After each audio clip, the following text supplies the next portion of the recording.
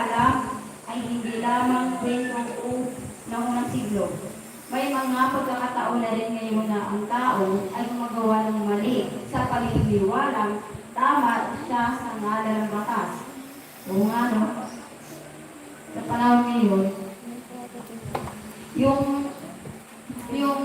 mali pa nagiging tama. Ginawang tama yung mali. Tapos yung tama ginawang mali.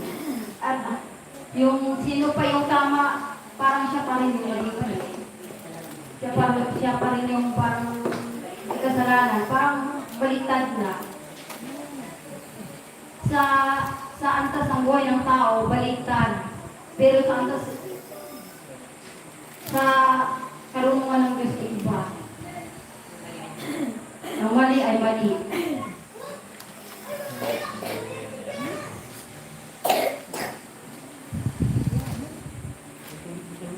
May mga salita kayong binibitawan na nakakasakit. Ay, marami ito. Marami tayong kahit ako.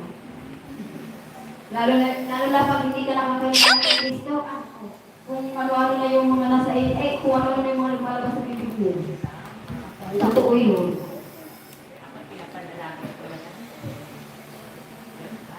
Totoo yun. Ang dami tapos hindi natin alam na yung pala ay hindi maganda pakinggan.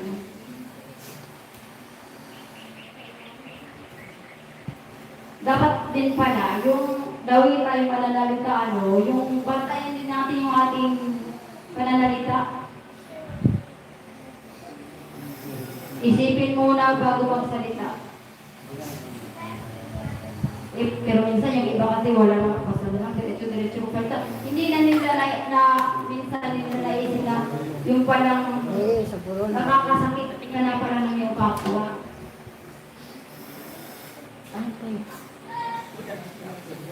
Tapos bigla mo na lang, tapos sasabihin mo ba, bakit kaya yung nagkakaroon ganito? Bakit kaya ako hindi pinapansin? Tapos ikaw pala, hindi mo rin napapansin sa sarili mo, nakapagsalita ka rin pala na hindi maganda sa kanya, kaya siya hindi ka pinapansin.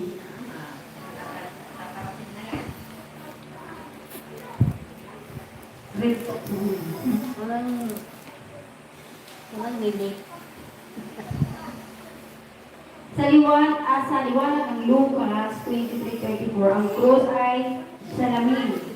Ipinapakita nito hindi lamang kung sino ang Diyos, kundi kung sino tayo.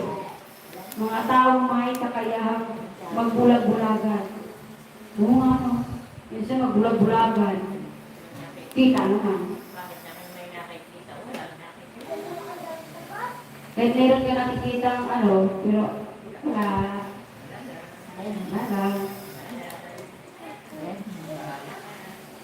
Sa huli, ang panalangin ni Jesus ay radikal. Ito ay teolohikan. Ito ay pagpapahayag na ang huling salita ng Diyos sa gitna ng kasalanan at inhustisya ng mundo ay puno ng biyaya ng pagkakataon sa atin upang magpanibagong hubog ng ating mga katangian at pananalig. At kung ang biyaya iyon ay pinapanalangin para sa kanila noon, ito rin ay umaabot sa atin ngayon. Ama, patawarin mo sila. Kaya ngayon, Biyernes Santo, sa Diyos ang radikal na pagpapatawad. Sa atin ang radikal na pagninilay at pagbabago. Amen.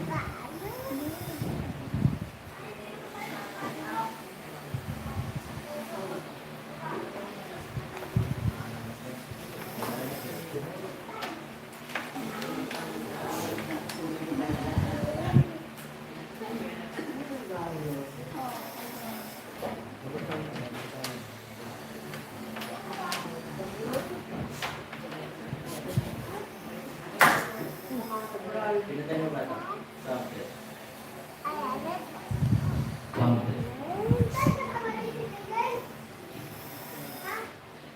Kita lumala po sa inyo lahat. So, para